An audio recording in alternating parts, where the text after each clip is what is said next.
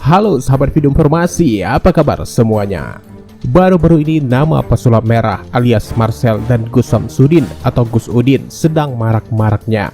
Puncaknya ketika Marcel atau pesulap merah mendatangi padepokan Gus Udin untuk sebuah pembuktian atas sebuah ilmu sakti yang katanya bisa mengeluarkan paku dari tubuh orang dan ilmu-ilmu sakti lainnya. Yang disebut pesulap merah itu hanya sebuah trik untuk menipu masyarakat, dan sekarang ini banyak dukun atau penipu berkedok agama biar mereka dibilang sakti. Atas hal ini Ustadz Dery Sulaiman pun berkomentar yang menurutnya pesulap merah itu orang baik karena sudah berani dan menunjukkan kepada umat agar warga tidak tersesat. Di sisi lain Ustadz Dery juga mengatakan Gus Udin tidak sepenuhnya salah, yang salah ketika dia selalu membawa lafaz Allah untuk menjalankan aksi tipu-tipunya. Banyak yang bertanya di kolom komentar bagaimana pendapat Bang Dery tentang Gus Samsudin dan pesulap merah. Sahabat sekalian, saya bukan hakim, saya tidak bisa menghakimi siapapun. Cuman gara-gara kalian bertanya terus akhirnya saya mempelajari. Saya melihat konten-konten dari kedua belah pihak. Pesulap merah menurut saya adalah orang baik yang memiliki niat baik untuk mencerdaskan bangsa Indonesia dari pembodohan.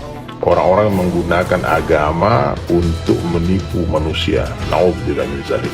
Sementara Gus Samsudin bukan sembarang orang juga. Dia punya padepokan, dia punya murid, dia punya pasien. Dan saya yakin dia punya banyak kebaikan. Tapi ada kesalahan fatal yang dilakukan oleh Gus Samsudin setiap membuat konten.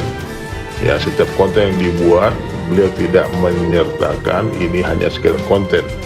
Dia berakting di dalam konten itu seakan-akan dia betul-betul melakukan sebuah kesaktian, mukjizat, karamah ya, yang seperti yang diberikan Allah kepada para wali-wali.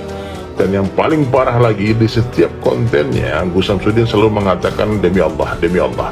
Sementara ulama mengatakan orang yang mengucapkan sumpah demi Allah tanpa diminta, tanpa terpaksa, bukan di pengadilan, bukan di persidangan, dan dia selalu demi Allah, demi Rasulullah, maka kemungkinan besar orang itu sedang berdusta.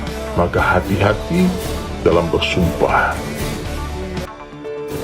Kalau untuk konten sah-sah saja ya, orang mau bikin karakter dia jadi dukun, dia jadi paranormal, dia menjadi orang gila, dia menjadi orang tuli, orang bisu, itu kan konten buat sosial media.